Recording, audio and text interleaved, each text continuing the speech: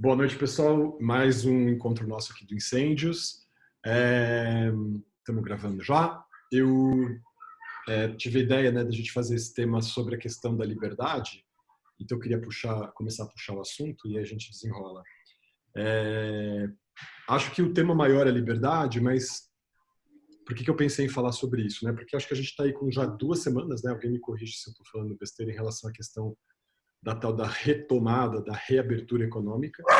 Então, que tem uma questão a ver com isso, né? Esse tema da liberdade que nós temos de seguir as nossas atividades, em que medida a gente escolhe as coisas que a gente faz, até onde a gente tem que acatar ou não a recomendações que venham de cima, aquela questão toda, né? E exatamente como vocês estavam falando agora há pouco, quando a gente acabou de se encontrar aqui, a questão do tédio está muito presente, está atravessando as nossas vidas, né, os nossos cotidianos.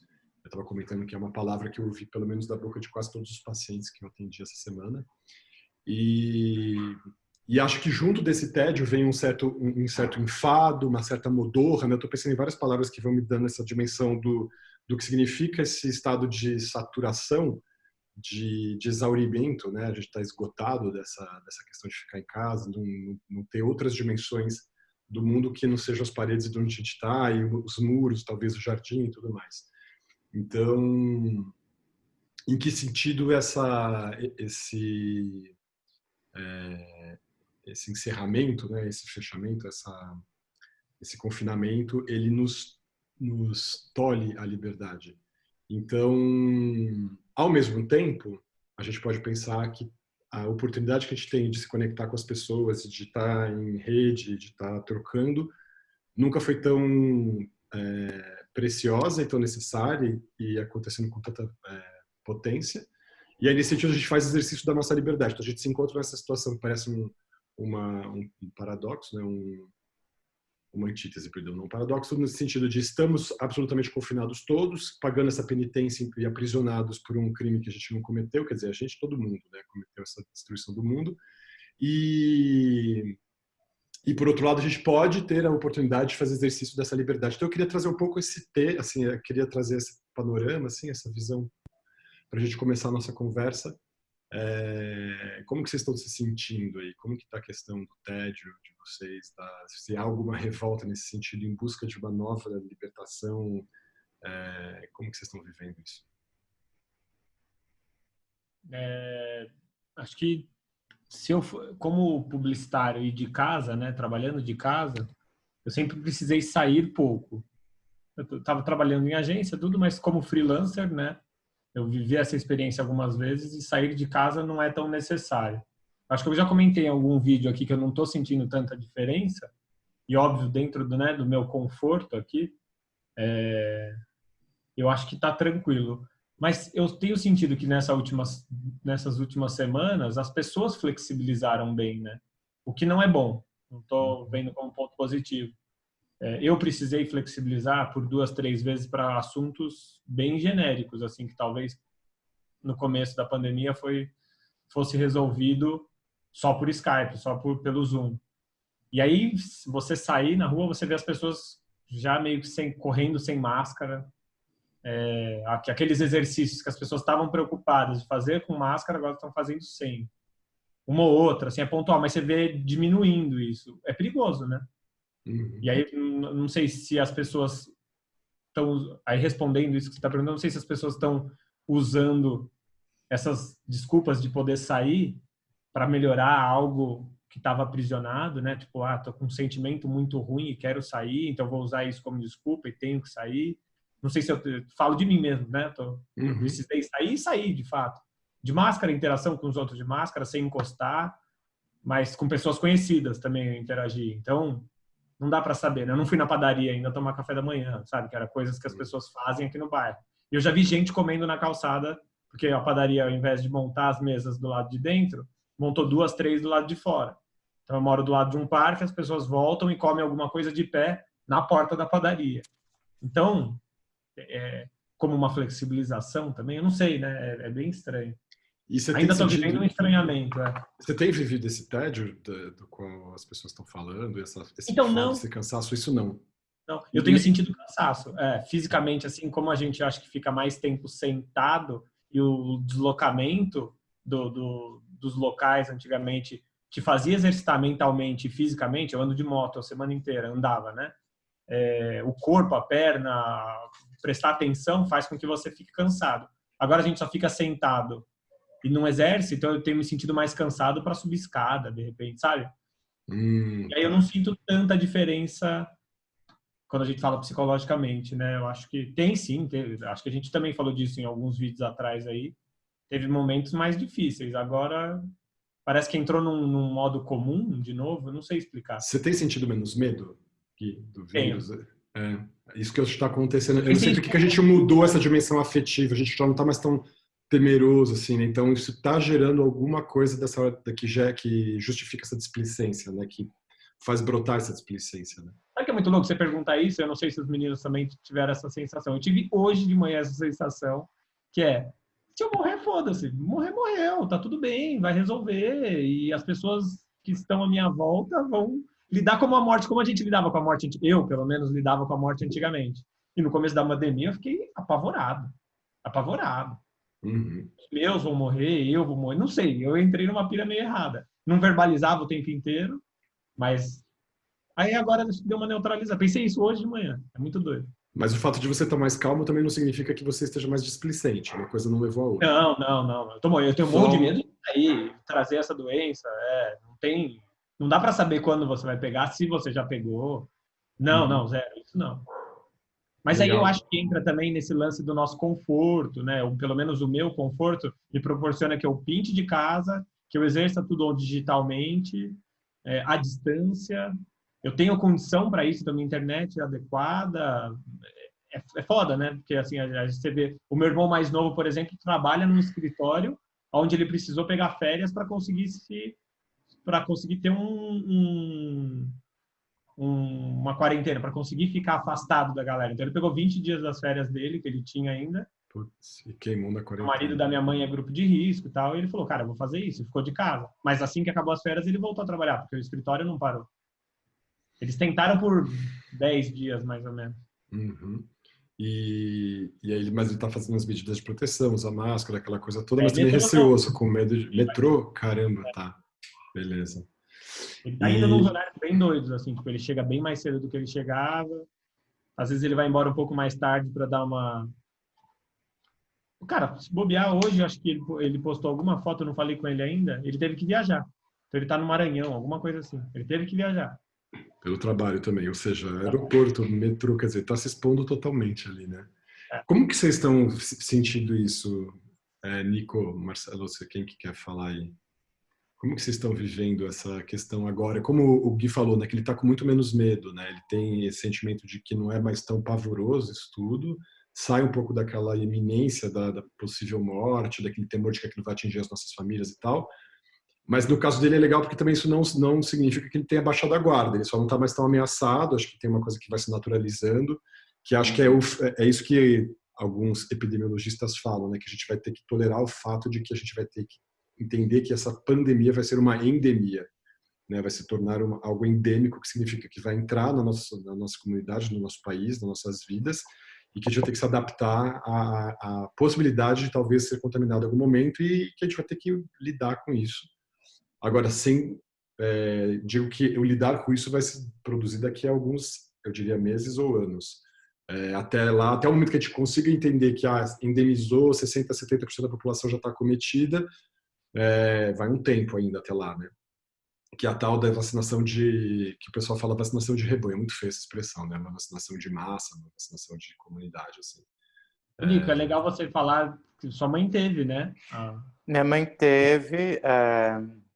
Mas Eu senhora, vim, eu vim, vim passar a quarentena com ela, né?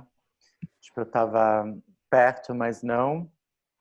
Aí antes dela contrair, eu vim para casa dela. E essa questão do medo e da, sei lá, eu como sou artista, assim, tipo, esse medo, digamos, essa possibilidade de tipo, de não ter dinheiro os próximos meses, alguma coisa familiar para mim. Então, assim, nesse sentido, não afetou muito o meu estado de ser, assim. E outra coisa, tipo, eu tenho uma tendência de, se a gente for pensar em diagnósticos psiquiátricos ou psicológicos, a minha tendência é mais depressiva. Então, acho que também tem um conforto numa quarentena e no isolamento, assim, né? Mas eu vim para minha mãe, o medo que foi, ela ficou 2 semanas de cama e foi bem aterrorizante, foi tipo viver um pesadelo, assim, tipo, não só por tudo que a gente escuta na mídia, porque de fato ela foi como uma gripe muito forte que ela teve, mas com toda a informação que a gente escuta todo o dia inteiro, assim, das possibilidades de morte, possibilidades de piora, etc. Então foi um estado de alerta muito intenso, assim, por 2 semanas sem parar. E eu fiquei meio vivendo sobre esse estado de alerta o tempo inteiro, assim, acho que 20 dias, meio uma tensão, assim. E aí ela melhorou, ficou boa, como é que fala, desenvolveu os anticorpos até de um nível bem alto, o que não, pelo que a gente entende também especulam que de repente volta ou não, sei lá. Mas isso foi foi uns 20 dias de terror, assim, com certeza. Mas, por outro lado, eu acho que eu lidei melhor nesse estado de quarentena do que se não tivesse. Tipo, se ela tivesse uma outra doença, sei lá, antes disso, acho que eu ia ter ficado mais, não sei por quê, tem um certo conforto. A gente já falou um pouco sobre isso, né? É interessante que agora, já passaram 3 meses e meio, eu lembro nitidamente do Gui expressando o medo, né, da morte. Foi nossa primeira incêndio, acho que foi essa deixa do medo da morte, da coisa assim. E não sei, tenho um lado meu que tá super gostando da minha rotininha que eu tipo desenvolvi, cultivei aqui. Eu sinto falta, como você falou, acho que uma das coisas que eu me sinto mais falta é de tomar café na padaria. Tipo, uma coisa assim. Talvez eu tenha me alertado a isso porque eu também sinto falta disso.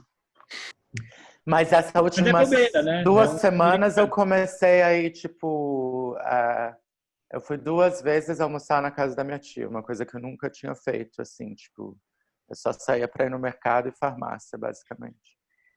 E eu tenho a sorte que tem um solário no prédio aqui da minha mãe, incrível, que eu tomo sol, eu faço exercício e tal. E aí eu fiquei muito com o pé atrás dessa coisa de ir na minha tia. Eu fui andando, é meio longe, que foi até bom, tipo, 1 hora andando, assim. E lá eu percebi, tipo, tem essa coisa também. A gente aprendeu um pouco como estar na rua, né? Tipo, a máscara, o álcool gel, não que evita nada, mas a gente se acostumou com certos protocolos, né, públicos durante a pandemia. Mas outra coisa, sei lá, tô meio falando sem meio associativo, mas essa coisa de ficar em casa muito tempo também me deu oportunidade de fazer certas coisas, como eu fiz um curso de meditação transcendental, que foi muito incrível, que tem me ajudado muito, e acho que tipo é interessante também que esse tédio habilita umas coisas que eu nunca teria feito antes, que por sua vez tipo me deixa muito mais calmo e aceitando as coisas e mais do que isso, tipo, vivendo no presente, assim, não com ansiedade do futuro, nem sei lá. Mas, não sei, eu fico mais, claro, tipo, agora, por exemplo, eu estaria na Europa trabalhando e não pude estar. Foi adiado o projeto para o ano que vem e com isso também o pagamento foi adiado. Então, tipo, tem uma outra, né, aspecto da realidade da coisa que, tipo, é meio estranho, assim, tipo, não saber. Acho que eu vou ficar sem um ateliê um tempo. Tem várias decisões, assim, que, tipo, drásticas, digamos, que ocorreu, né?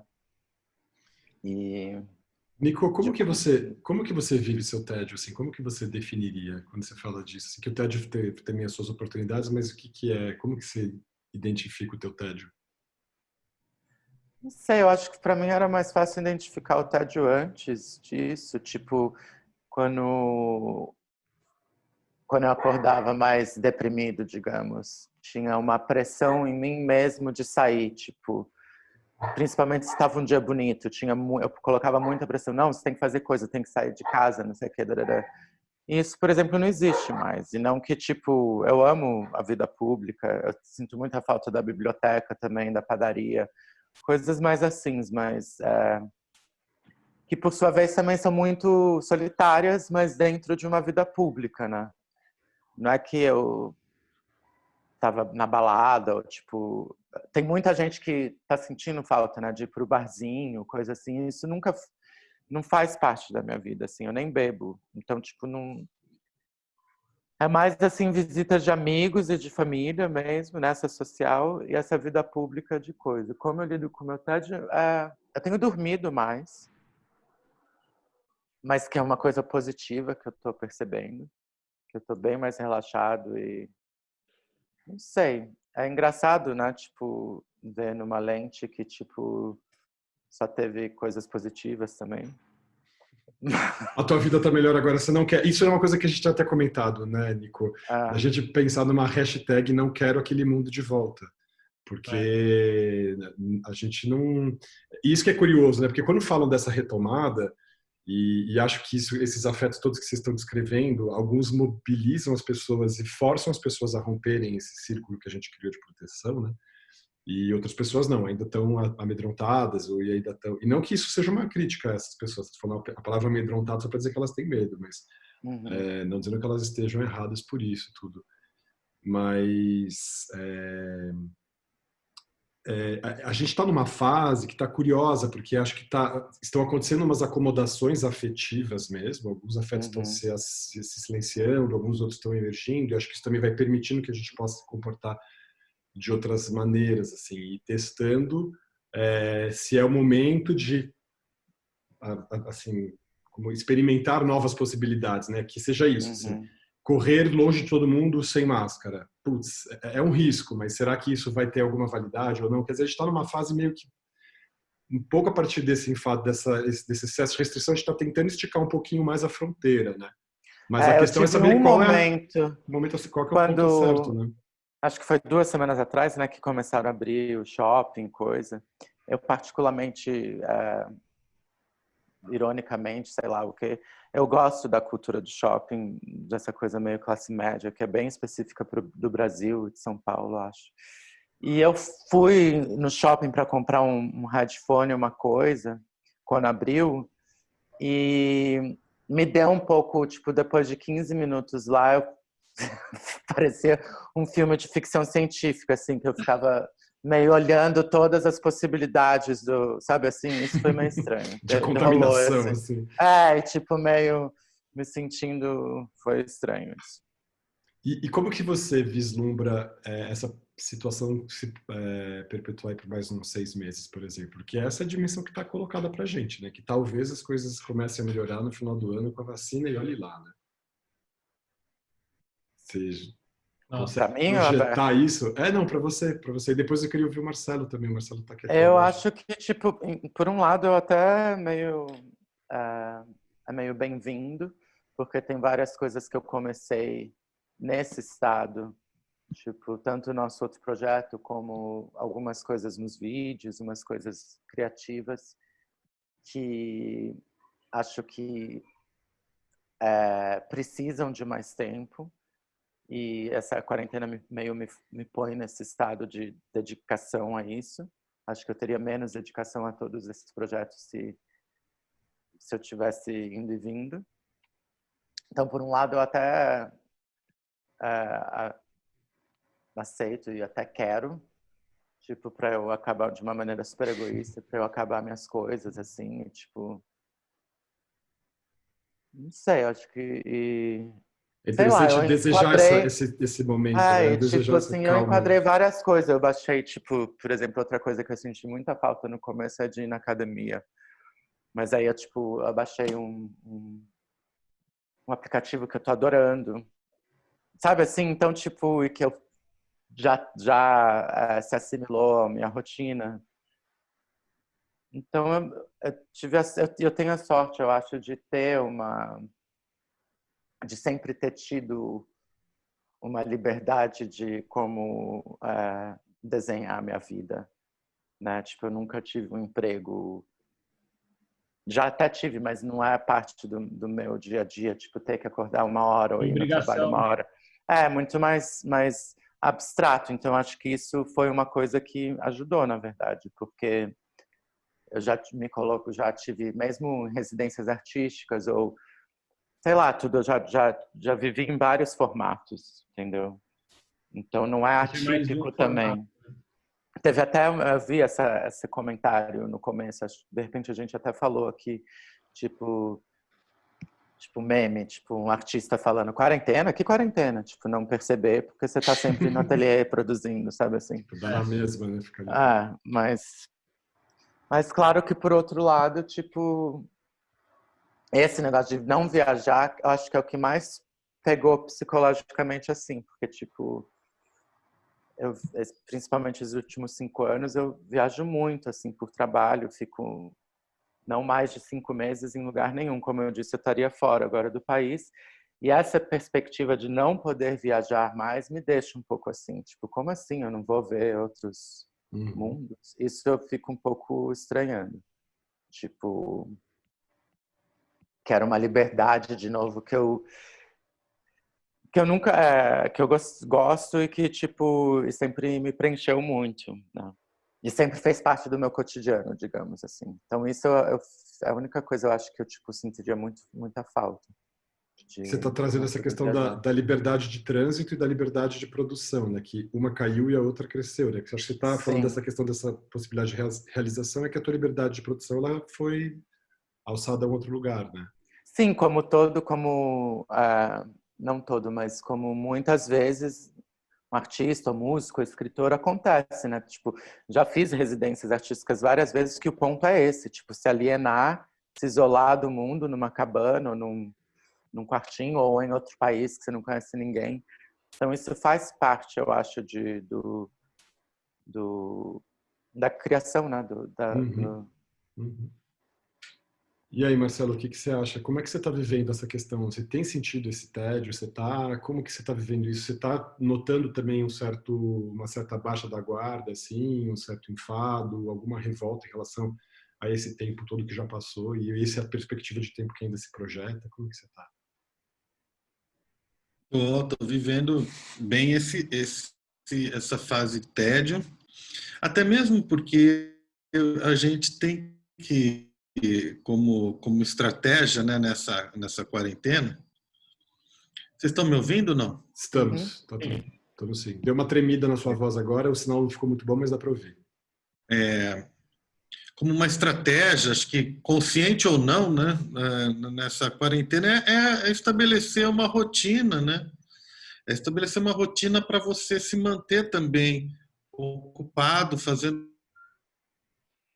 Você pira, né, nessa do tédio, né? Então, eu estabeleci uma rotina desde cara e desde então venho seguindo.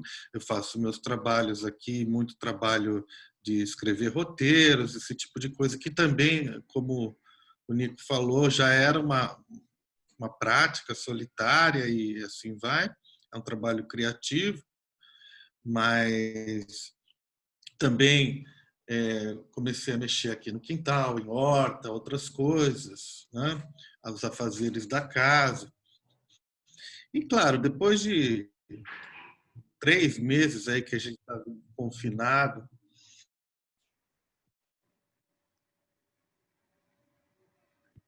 Cortou, Marcelo. vem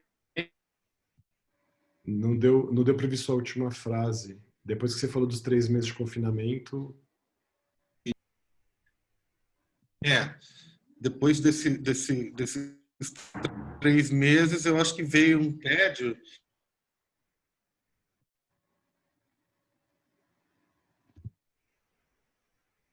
coisas que o Nico já se referiu, como viajar, também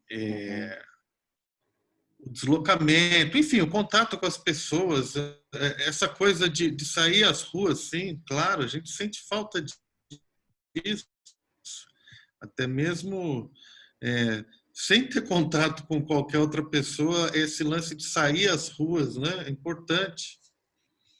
E nas últimas semanas também comecei a fazer algumas coisas, não que eu tenha desrespeitado, né, a quarentena, mas eu comecei a pegar a bicicleta, sair um pouco, dar uma volta aqui com toda a segurança, com máscara. É um pouco incômodo, sem dúvida, mas para ter realmente essa sensação, esse respiro, né, sair um pouco de casa, ver. E o que eu observo nessas poucas saídas que eu faço e às vezes ao sair para o mercado ou para comprar alguma coisa, é que realmente as pessoas estão se descuidando muito, até mesmo porque politicamente foi feita uma escolha pela flexibilização, né? Pela retomada da economia, de alguns setores econômicos, e isso eu acho que atingiu a população de uma maneira que ela entendeu de uma outra maneira. Agora que está flexibilizando, vamos que vamos sair todo mundo junto. Uhum. Alguns não usam máscaras, muitos deixaram de usar máscara no dia a dia, né? Sim. Então, isso é um perigo no momento em que tudo indica para nós que nós ainda não chegamos no pico, nós temos casos crescentes, né? A cada dia crescendo mais. Nós temos essa dificuldade de atendimento, que se acontecer alguma coisa não vai ter leito para todo mundo, né? Então, o que acontece é isso, muitas vezes, né? Eu acho que, para algumas pessoas, esse tédio bate como uma vontade, uma necessidade de voltar ao normal, né? Então, essa palavra normal me incomoda um pouco. Eu falo assim, o novo normal, voltar ao normal. Será que é possível voltar ao normal? E que normal é esse, né? Eu acho que isso é uma coisa de se perguntar. Será que a gente vai ter, em curto prazo, a chance de frequentar um cinema, de ir para um restaurante, ou ir para um show, ou ir para... E como é que é não viver isso, né? Seria tão complicado. Então, quer dizer, eu acho que essa tentativa de falar, não, a vida continua, vamos viver o novo normal, vamos voltar ao normal, né? É a fórceps, né? E isso tem trazido em muitas cidades, do interior, inclusive, um efeito vai e volta, um efeito sanfona. O cara abre aqui uma semana academia, abriu bar, abriu restaurante, porque aqui é uma zona mais flexível, né? Essa região de Bauru aqui e tal, né? Abriu uma semana. Começou a aumentar os casos, né? Teve um aumento significativo de casos, fechou. Agora, o prefeito daqui de Botucatu, vejo as notícias, está em São Paulo pressionando para que ele volte a flexibilizar. Ou seja, cara, é a necropolítica, né, cara? É complicado. E nós vivemos isso. Diante de todo o tédio, diante de tudo isso, a gente observa isso. Eu acho que essa questão do medo a gente vai perdendo um pouco a partir do momento que nós somos privilegiados, talvez, né? Uhum. Nós estamos em redomas, né? Nós estamos em casas seguras, muradas. Nossos parentes, a maioria deles ou amigos, estão protegidos, podendo fazer a quarentena, né? raros são os casos que não estão conseguindo. Então a gente não sente, não sente diretamente afetado com isso. A gente não tem um parente que, o caso do Nico, que teve a mãe, né? Ele estava me contando, é raro para mim. Eu não tive ninguém até agora, que espero não ter. Mas mesmo assim, eu pensei muito nisso. Tipo, ela teria um leito. Ela tem amigos médicos. Se fosse o caso de um pioramento nesse sentido, ela não seria, acredito eu, que não seria a estatística de morte, entendeu? Porque... E aí eu acho que a tendência é a gente se acostumar e falar assim, bom, vai passar e não vai atingir a gente e tal, não sei o quê. Pô, mas ao primeiro momento que você aciona um site ou começa a ter notícias do que está acontecendo no Brasil e no mundo, está explodindo, né? É alarmante, é um absurdo. Então, para passar a bola, é assim, eu acho uma baita de uma irresponsabilidade política, entendeu?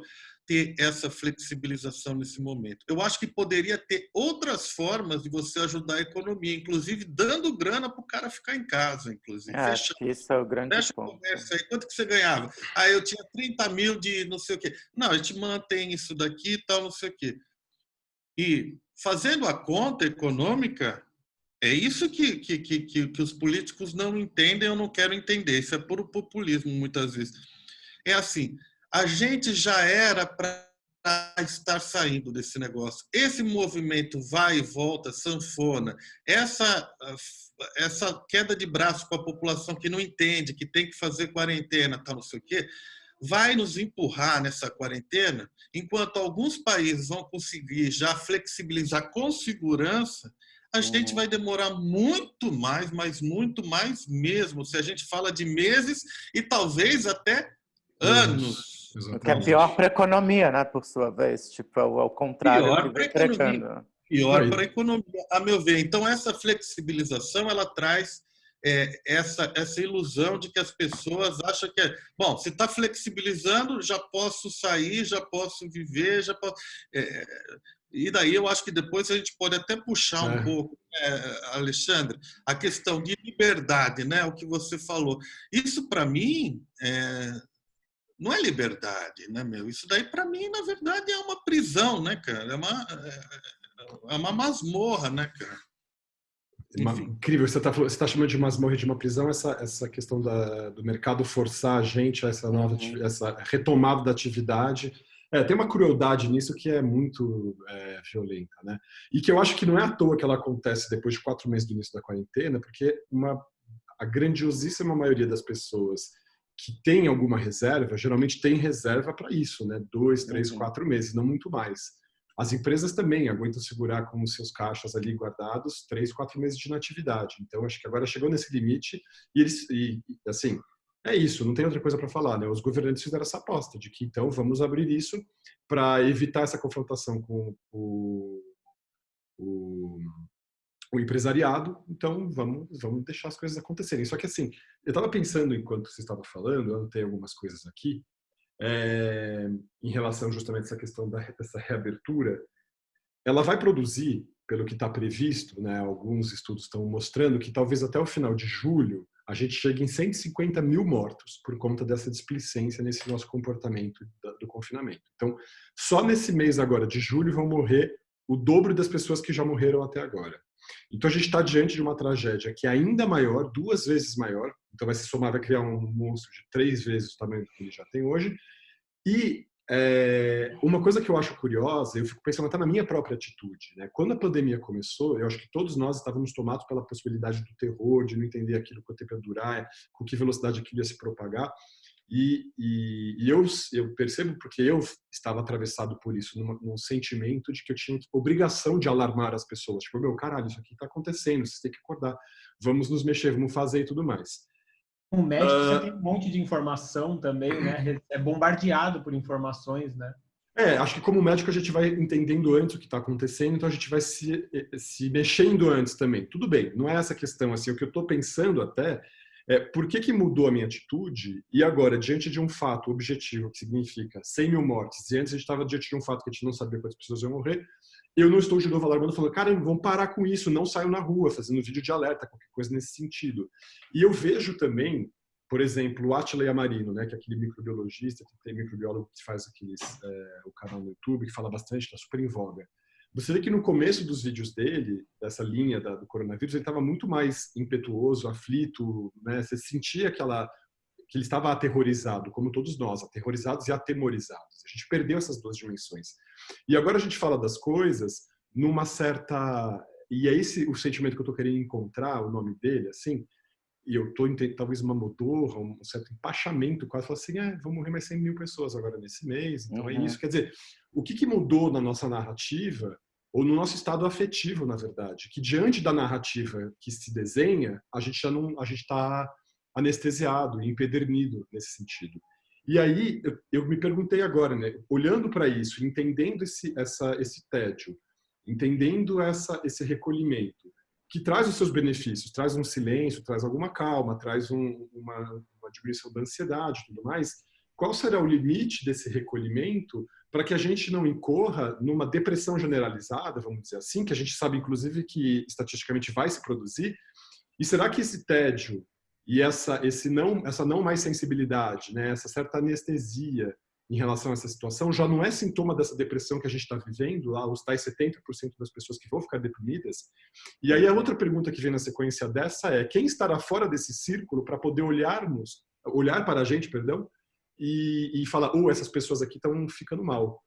Eu comecei a pensar, cara, ninguém vai conseguir sair, ninguém vai estar fora do círculo para poder olhar o círculo. Estamos todos dentro dele, inclusive todos os 9 mil psiquiatras do Brasil encarcerados hoje e que vão adoecer junto com as outras pessoas, porque se 70% da população vai adoecer, 70% dos psiquiatras também vão. E aí, o que a gente vai fazer com isso? Assim, como que a gente olha e entende em que momento isso que a gente pode entender como um certo assentamento, né, um baixar de poeira, um sair do turbilhão, isso significa um risco e um perigo com uma mudança de atitude afetiva que pode levar a situações que efetivamente vão nos colocar no risco que a gente tinha desde o começo imaginado e que a gente quer escapar dele. Então, eu não consigo, eu tenho falado isso para muitas pessoas, meus pacientes e tal, eu não consigo não ver que todo esse nosso comportamento, se a gente for olhar assim, a revolta dos bolsominions, né, com essa coisa paranoica de que nós vivemos um complô e não sei o quê, ou uma coisa que algumas pessoas viveram, né, obsessiva compulsiva, de não conseguirem sair de casa sem desinfetarem tudo, sem limparem 10 vezes cada coisa da casa. Quer dizer, a gente vai vivendo todos esses exageros, e não que eu estou dizendo que o confinamento seja exagero, pelo contrário, o confinamento acho que é o mínimo denominador comum ali para tudo, né? Mas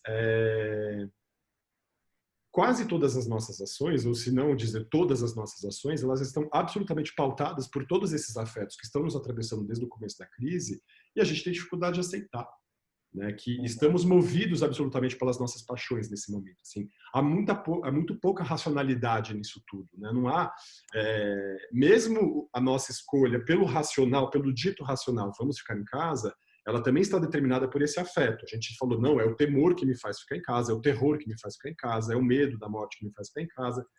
Por mais que, ficar em casa seja racionalmente... Então, beleza, legal, eu consegui conciliar o meu afeto com as prescrições racionais que estão por aí. Até quando a gente vai conseguir conciliar os nossos afetos com essas prescrições racionais, sendo que tem pessoas que já não estão? E será que nós podemos incorrer numa cegueira também nesse sentido?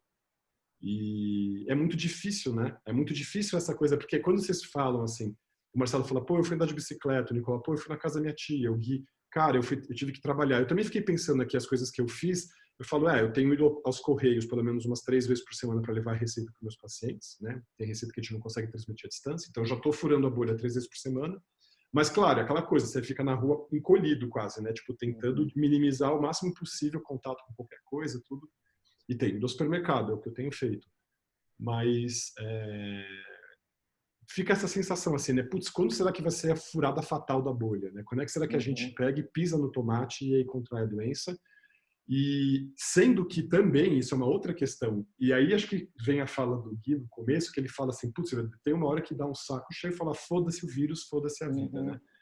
Então, e se morrer, paciência, eu vou morrer em qualquer momento, né? Então, quando é que a gente se autoriza a pensar desse jeito e falar assim, não, beleza, foda-se, paciência. Se a gente vai ter que esperar que 70% da população fique doente, então que a gente faça isso o mais rápido possível. Tem gente que pensa assim. E aí, só que isso está colado num afeto também, que está misturado com revolta, uma certa displicência, um pouco de arrogância, quer dizer, tem um componente todo ali e que não fica revelado. E às vezes a gente está olhando para as decisões tomadas, para as posições que as pessoas assumem e impõem às vezes.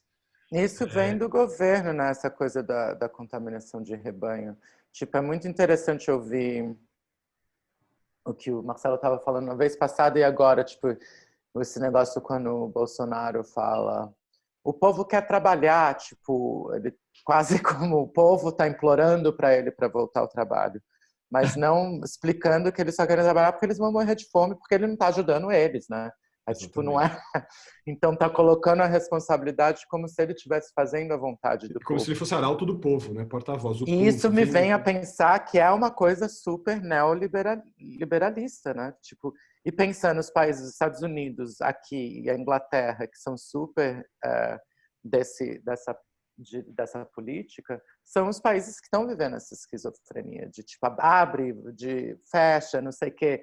Você vê que os países mais não é completamente, mas tipo uns com uma pegada mais social, tipo a Escandinávia, fora a Suécia, né, que está meio estranha a situação.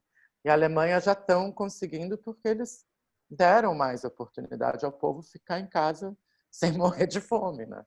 Tipo, é muito louco, é quase uma estratégia de truque, né? Tipo assim, não, o povo quer, ele está falando com a voz do povo, mas um povo que ele não está ajudando, então é muito, uma coisa muito inversa. Ao mesmo tempo, Nico, tem alguns cientistas políticos afirmando que o Bolsonaro ainda tem lá o seu bastião de 20 e tantos, quase 30%, por causa dessa questão da renda, que nem foi um projeto do Bolsonaro, foi um projeto da esquerda, isso tem que ser dito. Sim, e o Bolsonaro entendeu e vendeu o dinheiro que o Bolsonaro está dando para as pessoas, porque a coisa é vendida desse jeito, e muitas pessoas muito empobrecidas e que inclusive não vão né, receber a segunda leva, porque ele proibiu isso, cortou o segundo auxílio, tem essa ideia ainda que foi um dinheiro que o Bolsonaro deu para os pobres e tudo mais, e acho que ele só não derreteu completamente politicamente por causa disso. Então, assim, até pensar que a estratégia que a esquerda desenha protege o cara, né? Total, e pelo discurso neoliberalista, que, tipo, tira essa responsabilidade do governo, de alguma maneira. Isso que eu não fecha a conta. Tipo, como que uma retórica política, tipo, tira a responsabilidade do governo de ajudar o povo? É muito louco isso. Quer dizer, a retórica perversa, né? E a empresa que tem que, com esse conflito de interesse, que tem que ter o interesse do povo a primeiro lugar, isso é tipo muito... Nico, mas se o povo não assistiu isso agora, e é o povo que vota nele, que a gente fala, né, fora dos nossos confortos aqui de nós quatro, tem a galera que está bem abaixo da gente, e se a galera não abrir o olho agora, essa galera continua votando nesse cara e continua comendo o pão que eles mesmos fizeram, né? Eu sei que é meio bizarro falar dessa maneira, mas durante a campanha desse cara você vê muita minoria batendo a favor dele. E quando a gente fala de minoria, e aí eu vou falar aqui grosseiramente e posso ser penalizado por isso, quando você pega as pessoas que estão lá fazendo palanque para esse cara todo dia de manhã no gradil, encostando o umbigo na grade lá, você vê que são pessoas completamente sem instrução, assim, que são pessoas que ou estão recebendo alguma coisa por aquilo. É isso que eu ia falar, eu acho que eles recebem, cara. Não, mas estão fazendo de vontade própria, porque a gente sabe que também na esquerda tem... Bom, a galera levantou o Lula. O Lula não precisava pisar no chão, a galera levantava ele literalmente, ele andava flutuando. Então, assim, eu votei por muitos anos na esquerda, eu gosto da esquerda, acho que para mim funciona. Só que parou de funcionar em algum momento e na última vez esse cara estava no palanque, o Lula, né, no caso, e a galera levantando ele. Então, assim, a galera tem um certo problema, né, tem uma certa Idolatria nesse sentido. Idolatria, tem muita coisa envolvida, e aí, ao meu ver, quando a gente fala que precisa de ciência, a ciência, para mim, está atrelada completamente à educação, né? Se a gente vota por ciência, então, assim, vamos escolher a ciência, vamos escolher... As pessoas não têm educação, não têm um background minimamente qualificado, né? Cara, nesse sentido, eu queria falar, até vocês conhecem um canal de um jovem chamado Aldino Vilão? Não. Cara, eu descobri isso essa semana, é incrível, assim. O Jeff pôs aqui para assistir, ele fica entrando nos meandros da internet, vai descobrir umas coisas muito legais, assim. E o Aldino é um cara que tem um linguajar ali, meu, da quebrada, o cara fala com as pessoas e fazendo uma espécie de curso de filosofia, de marxismo, é muito interessante, assim. Esse cara fala com as pessoas, é incrível, assim. E aí, a hora que você começa com essas pessoas que você está dizendo que são justamente essas pessoas que estão mais à mercê, tanto do que está acontecendo com a pandemia, porque são pessoas que estão na periferia, sujeitas e fragilizadas, porque estão num sistema que está sendo corrompido, né? O sistema público de saúde, educação e tudo mais. E ele se dirige a elas falando de temas elitizados, então Marx, Sócrates e tudo mais, vai falar de grandes teóricos e tudo, e de um jeito que a hora que você ouve, você fala, cara, agora entendi por que falam, né, que nós somos elite, que nós não sei, porque assim, o nosso linguajar não acessa mesmo, é impressionante, assim. E a gente tem que ter clareza disso, acho que é muito difícil, né? Quando eu comecei a fazer alguns vídeos, uns amigos falaram assim, pô, olha, tenta falar de um jeito diferente para acessar mais pessoas. E eu falava, meu, o que eu vou fazer? Porque pode ficar soando muito artificial, tentar falar com um jeito que eu nem vou... Vai ser ridículo se eu tentar reproduzir aqui a fala de uma pessoa periférica, porque vai falar, cara, você tá querendo pagar do quê aqui? Você tá querendo fingir que você é quem? Não faz sentido. E ao mesmo tempo, então, o que eu falei, até acho que nos vídeos do outro canal do República 14, eu falei, cara, propaguem uma ideia.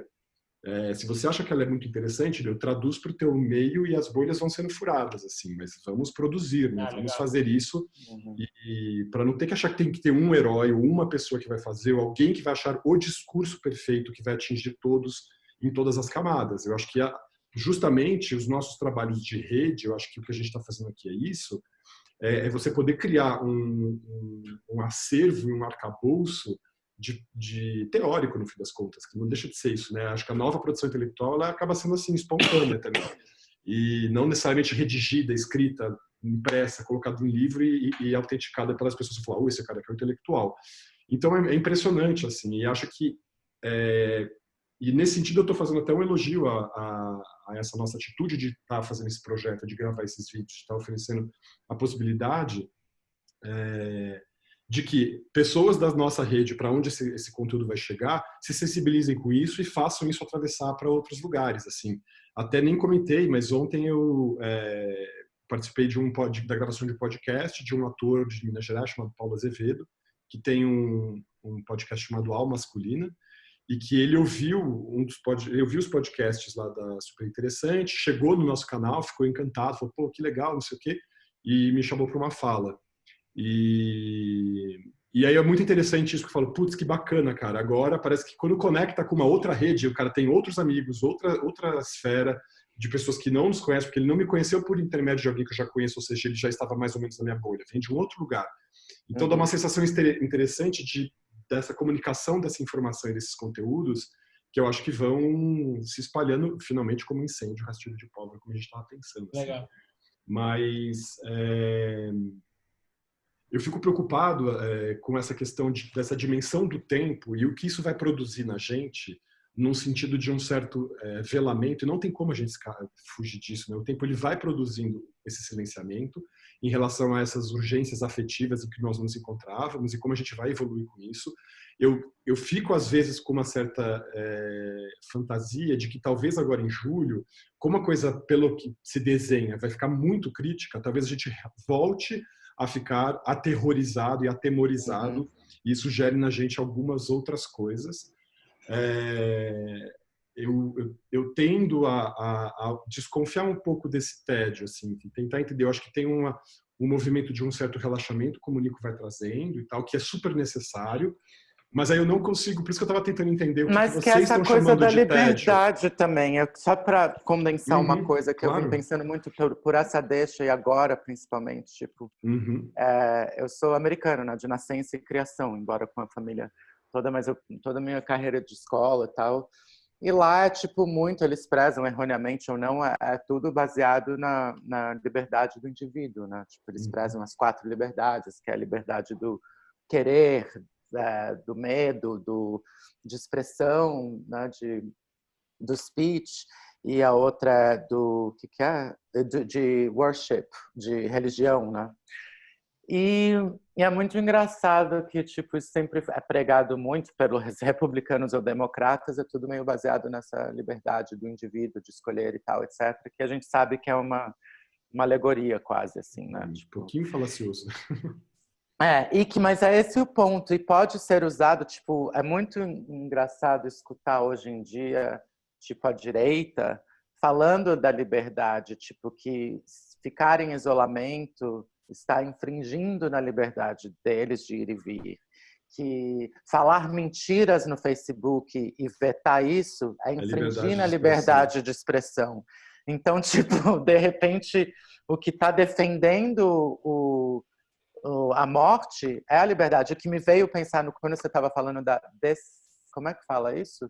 A dessensibilização que está ocorrendo é quase a liberdade para a gente se dessensibilizar, que está Dessensibilizar, é isso? Sair da dessensibilização, voltar para uma sensibilização. Sim.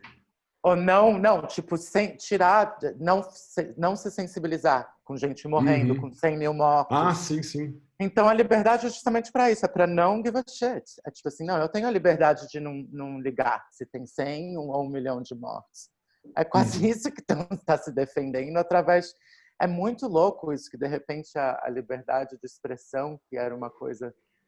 As bandeiras da esquerda foram matava cooptadas, e torturava por panfletos, isso está sendo entendido pela direita como tipo, não, a gente pode publicar fake news no Facebook porque é a minha liberdade de expressão.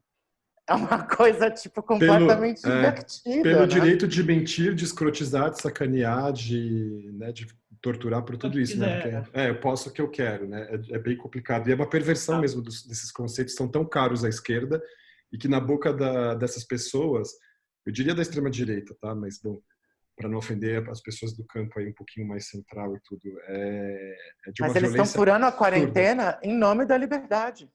Então, exatamente por isso que o tema da conversa de hoje era isso, assim, que diabos é isso que as pessoas estão chamando de liberdade e em que medida isso pode ser um golpe contra a própria vida. E aí é difícil, porque a gente entra nessa fronteira, assim, até onde eu sou livre para decidir a minha própria morte, não sei como... Qual que é aquela situação? Tipo, a minha liberdade acaba quando a sua começa. Só começa, não, isso é maravilhoso. Do outro. Que é o que está em jogo, na verdade. Exatamente. Você tem o direito de sair sem máscara, como o nosso presidente faz, e acha que seria uma violação do direito dele obrigar ele a usar máscara, porque ele tem o direito de não usar máscara. Agora, qual é o direito que ele tem de passar uma possível doença para o outro, botar a vida do outro em risco, ou até mesmo, como uma pessoa pública, uma pessoa de liderança, influenciar o comportamento do outro? É isso que está acontecendo. As pessoas veem que o mandatário ele é um negacionista, assim como muitos outros são negacionistas, assim como o Trump é um negacionista, né? E o que a gente vê é que os países que são negacionistas, como a Índia, o Brasil, a Rússia, os Estados Unidos, eles lideram essa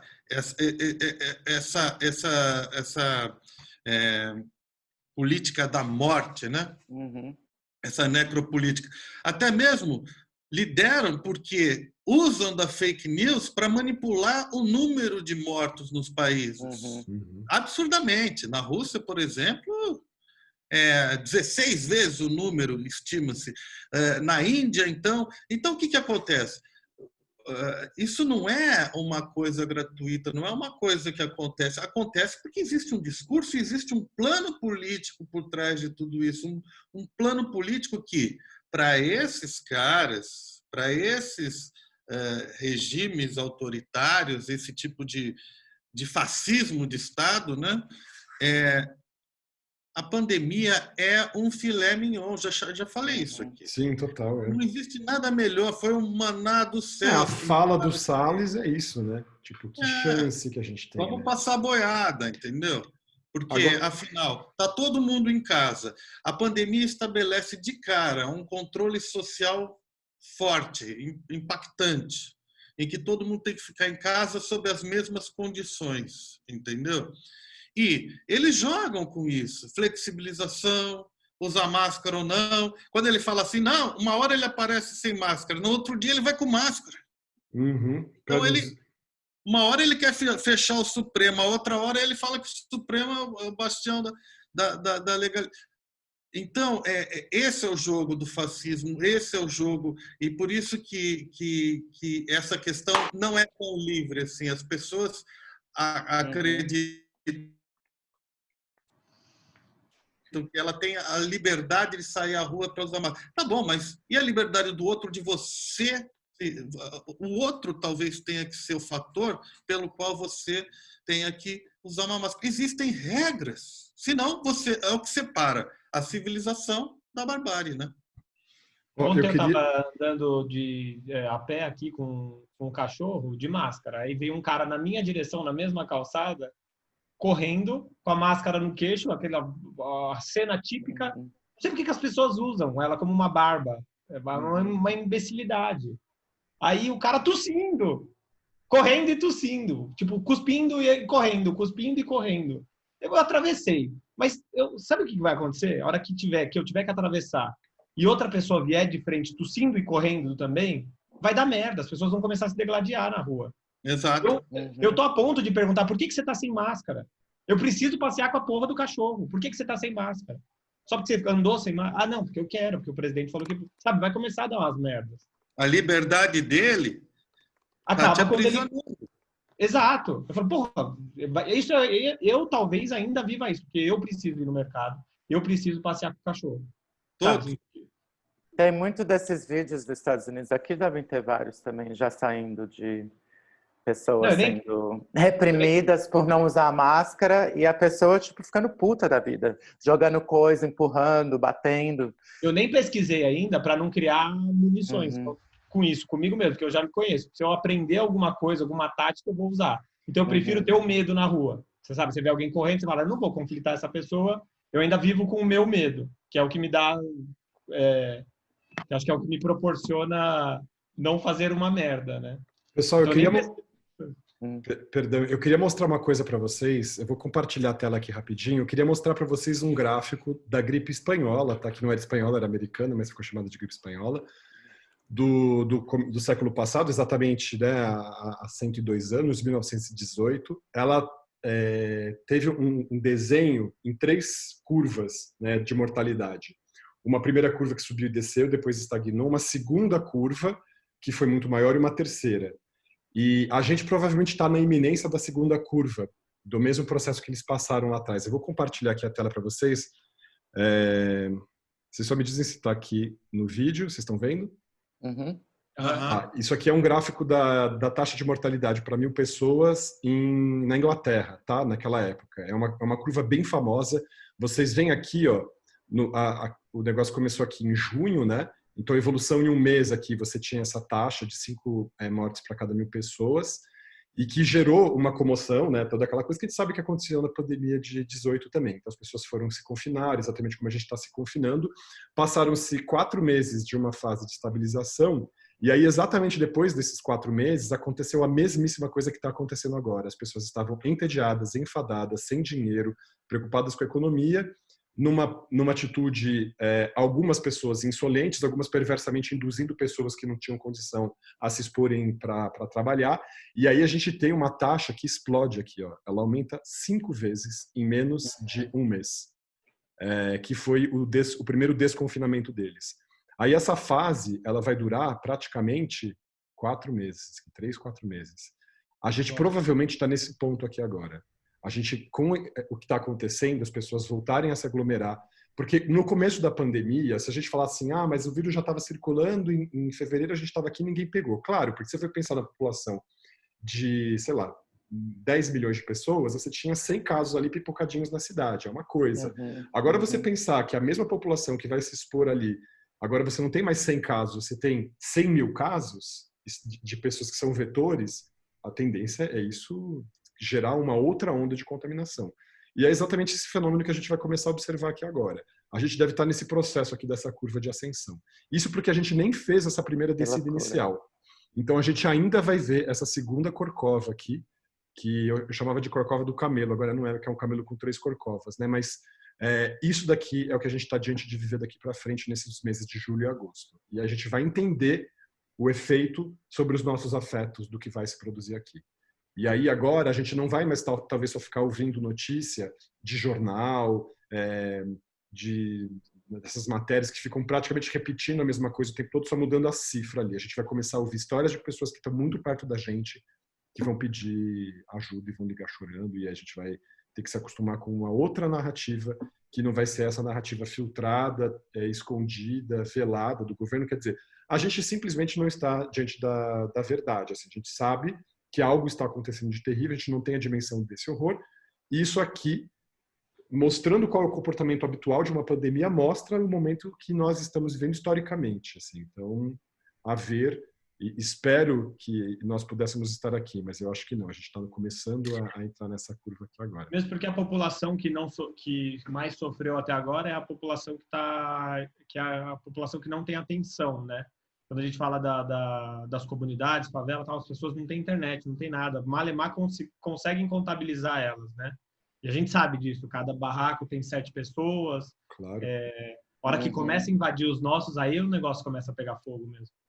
E aquele negócio, não sei se tem aquela... Não é nem um mito, é uma história real, mas a Typhoid Mary, a tifoide, que chama aqui, tifoide, a doença. Que tem esse personagem da Typhoid Mary que aconteceu, acho que ela era a primeira pessoa identificada que foi assintomática e que se recusou a parar de trabalhar, parece. Ela acho que ela era cozinheira e parece que ela matou 50 pessoas por se recusar. As autoridades confinaram ela e ela ficou 30 anos em isolamento, em quarentena. Então é tipo um pouco uma alegoria do que está acontecendo. Tipo, toda essa coisa de você se recusar vai ser o que vai te prender no final, se não te matar, né? Vocês viram que hoje nessa matéria alguma coisa falando de um vírus que começa com G4, o nome, que estão testando na China os suínos, e aí pode ser uma grandíssima de uma merda também? Uma gripe suína agora que também está vindo, né? Que vai ser mais uma... mais pode essa ser ainda. porque assim, então, não dá para saber quantos suínos foram o que vazaram dali, né? Mas provavelmente, como está todo mundo com medo, estão testando os animais antes de comer. Aí descobriram isso. Então, qual desses vazou, qual desses comeram de fato? Aí fudeu. Aí também de novo. Não, e é por isso que falaram que a gente vai ter que se acostumar com essa era de pandemias que a gente vai ficar vivendo, porque o mundo está tão destroçado que o que sobra dele é isso, é vírus, bicho mortal e tal, que é o que a gente deixou acontecer, né? Sim. Então, é isso que vai... quando a gente vai se dando conta no tempo, que quando a gente estava falando no começo da pandemia, galera, isso aqui vai durar mais do que 40 dias, isso aqui vai durar 3 meses, 4 meses, 5 meses, agora a gente está entendendo que vai durar 1 ano e tal, aquelas perguntas que a gente se fazia, que pareciam um pouco arroubos meio bizarros de pessoas que estavam exagerando na avaliação, fala, cara, talvez não. E o que eu venho ouvindo também, mesmo assim, da personal trainer e do não sei o que tipo, tá todo mundo esperando na resolução de uma vacina, né? Vamos esperar, mesmo se for 1 ano, a vacina chega e anula tudo isso. Mas não sei se é tão simples de fato, assim. esse gráfico do próximo mês for esse pico, mesmo que o dobro, não que seja 5 vezes mais, mas mesmo que o dobro é muito bizarro, porque é muita morte, muita gente, a gente vai testar isso nas próximas semanas mesmo. Não, total, mas vocês sabem por que o Brasil foi escolhido para testar vacina, né? Não é porque a gente está bem politicamente, muito bem instruído e com posições no Itamaraty maravilhosas que estão articulando para o Brasil a vinda da vacina. É porque você só consegue testar uma vacina massivamente numa população que está sendo acometida por uma doença. Porque se você vai testar agora na Alemanha, que ninguém está ficando doente, a vacina não vai não vai funcionar para nada, porque você não vai conseguir testar quantas pessoas se protegeram da infecção. Então você só consegue testar quem está se protegendo da infecção se você tem um país em que a infecção está ali comendo solta. Então o pessoal acha assim, eu vi um meme hoje circulando no WhatsApp, assim, o pessoal, o Bolsonaro traz para o Brasil a vacina. A vacina veio para o Brasil porque o Brasil virou um dos países mais críticos do mundo.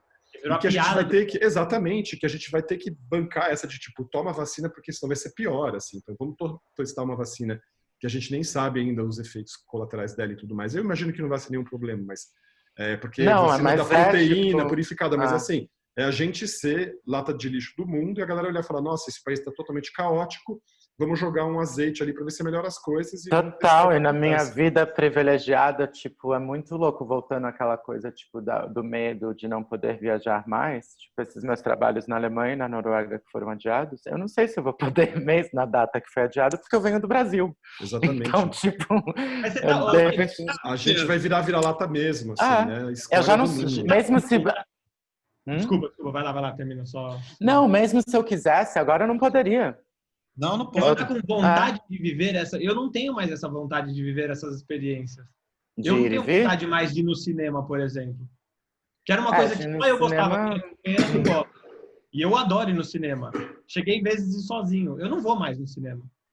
Porque aí começa a juntar todos os agravantes que já não gostavam do cinema com o lance de ter muita gente num lugar cheio de almofada, cheio de isolamento. Cara, eu não vou mais. Eu não tenho desejo de entrar no avião, mas eu tenho desejo de trabalhar fora, de trabalhar. Claro. Tipo... Avião, de rever os teus amigos, né? De ver. E principalmente trabalhar. Tipo, eu tive a sorte de descobrir um jeito que eu pude ganhar em euros esses últimos 5 anos, e isso que me sustentou, literalmente. E é um privilégio do privilégio, acredito. Imagina, quem que pode falar isso, né?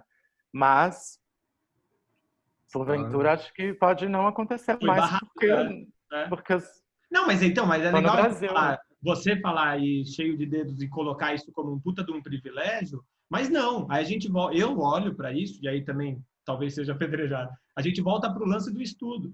Por muito legal da sua estrutura familiar, você teve um estudo bom, uma educação qualificada. Eu estudei em colégio estadual e eu fui atrás das minhas coisas. E também tenho o meu privilégio, muito pelo incentivo dos meus pais e tal, mas que não puderam proporcionar muito conforto. Mas, do nada, isso. E a sua fala de... Isso, e o privilégio de ter esse acesso, mas assim, o que eu gostaria mesmo, e tipo, eu tô morando no Brasil há pouco tempo, mas eu gostaria de ter a mesma oportunidade nos Estados Unidos, ou aqui, mas sim. Não rolou, sabe assim? Tipo... É bizarro. Pessoal, tô só pensando aqui no horário, já deu uma hora e 30 aqui, mas acho que é 1h10 de gravação. Acho que a gente podia já ir encerrando, fazer uma despedida. O que vocês acham? Vocês queriam trazer alguma outra questão para a gente não fazer o vídeo muito longo? Marcelo, você quer falar alguma coisa? Eu acho que completar o que o Gui estava falando, esse negócio, o pessoal quer ir no cinema, quer ir no restaurante e tal, não sei o que. Eu acho um momento tão grave da humanidade, né?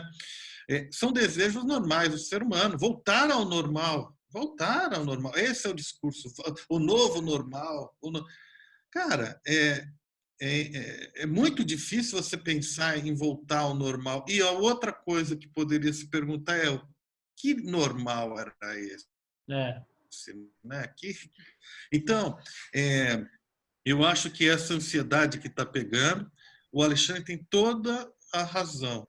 O estudo americano mostra que 29 de julho nós seremos o primeiro do mundo.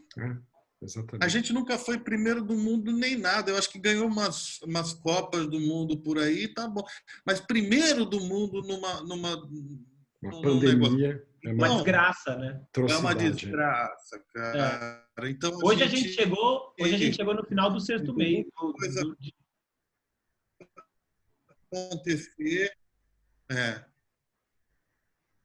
Então, é isso. Eu acho que, assim, essa questão do normal tem que tomar um cuidado, cara. É a hora mais dramática que a gente está vivendo, essa curva aí ascendente. É a hora que a gente deveria falar: fique em casa, fique em casa, fique em casa. E ficar em casa mesmo. Não tem o que fazer. Tem E jeito, assim, é a única... e nesse tema nosso, tipo, eu fiquei pensando, até escrever aqui, tipo, a nova normal e o que é a nova liberdade também. O que é essa nova liberdade? Exatamente. Eu não quero o normal da minha vida antes da pandemia, isso eu tenho certeza absoluta. Assim. Se eu pudesse dizer aqui o que seria o meu novo normal, seria a vida que eu estou levando hoje com a possibilidade de trânsito. Eu não quero deixar de fazer os vídeos, eu não quero deixar de produzir intelectualmente, eu não quero deixar de brincar com os meus sobrinhos e ter tempo para isso, eu não quero deixar de dançar todas as noites como eu tenho dançado, eu não quero mais ficar enredado e refém daquele cotidiano em que a gente estava, em que nos davam liberdade de trânsito e quase nenhuma liberdade criativa. E acho que a pandemia me permitiu viver. Estou falando de mim agora, mas acho que falando de vocês também, porque a gente está nesse movimento juntos. Assim. Se eu puder continuar, esse é o meu normal, numa atividade criativa, de engajamento político, existencial, numa unidade, em que eu também tenha com isso a possibilidade de circular, para mim esse vai ser o meu novo normal. Só que esse meu novo normal é muito diferente do que era o normal 4 meses atrás. E assim, então, assim, de novo, hashtag não quero aquele mundo de volta. Não quero ter que voltar para aquelas velhas regras. E quando eu falo aquele mundo, também estou falando desse mundo cujas contingências geraram o mal-estar, todo esse mal que a gente está vivendo hoje. Então, quando eu estou falando desse mal que a gente está vivendo hoje, eu estou querendo dizer, inclusive, também da questão da propagação do vírus aqui, da mortandade nas populações negras, nas populações periféricas, nas populações mais pobres. Quer dizer, quando eu falo não quero aquele mundo de volta, eu não quero aquele mundo do apartheid, desse racismo absurdo do Brasil, desse país violento, desse país xenófobo pra caramba, né, do nossa região sudeste aqui xenófoba, do desprezo pelas minorias, pelas culturas locais. Quer dizer, não quero voltar para aquele lugar. Por mais é muito importante, porque não é por acaso, é atrelado diretamente o velho normal. Exatamente. Eu quero que o velho mundo, esse velho normal, desapareça. Eu quero não ter mais resquício desse mundo. Eu quero um novo mundo. Por mais que todo mundo soubesse, né, desse descaso com as minorias e do jeito que era o antigo mundo, ainda assim era super mascarado, né? E é que esse momento nosso, né, de digital e das pessoas viverem essa liberdade poética de falar em vídeo sem precisar entrar em conflito físico, fez com que também quebrasse algumas barreiras. A gente tem visto mais isso, né? Isso Sim. É foda desse momento, é muito legal desse momento, né? Sim, e eu acredito que isso que a gente está fazendo aqui, a gente começou do nosso jeito, com a nossa história, mas eu vejo essas aglutinações acontecendo em inúmeros grupos, cada um com as suas origens e tudo mais.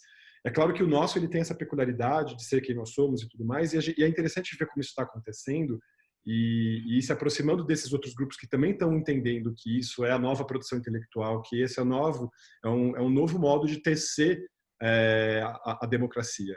Acho que é isso, assim, a gente nunca teve tanta possibilidade de ter voz e ser ouvido, independente da mídia, independente dos filtros. A gente está aí, a internet vai fazer o serviço dela e acho que talvez exatamente porque agora as coisas vão ficar mais críticas, as redes vão começar a se conectar mais. Assim, eu já tenho sentido isso no meu campo de trabalho. Eu imagino que talvez vocês sintam isso também, mas eu estou passando por dessas 2 últimas semanas de muitas pessoas, de profissionais de muitas áreas diferentes me procurando e buscando trabalho juntos. Então, tá rolando essa integração e essa associação. Eu tô achando isso bem interessante, assim.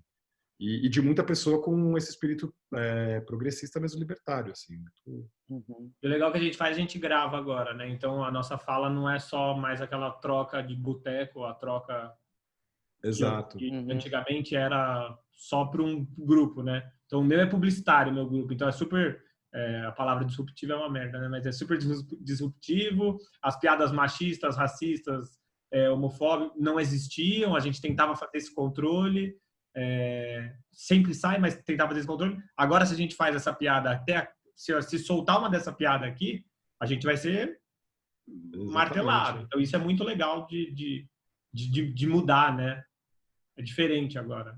Mas é interessante isso, porque aí esse limite que significa o olhar do outro, a possibilidade de você ser, no extremo, execrado publicamente, é um limite posto, mas que gera liberdade também nesse sentido, porque a liberdade ela vem a partir desse limite, não é de outra coisa. Não é uma deslimitação para você falar o que bem entende e achar que as pessoas têm que aturar os teus arrotos e os teus peidos mentais, né? Então é meio Beleza. Mas é no falar. neoliberalismo defende isso, essa liberdade escancarada, ou sei lá, tipo, Não, né? e Tipo, produz peidos e desenfreada. arrotos mentais É. e diz que isso é pensamento e faz as pessoas repetirem essas pataquadas. Então, assim, tomara que a gente consiga desintoxicar desse processo todo de adoecimento que a gente vinha vindo.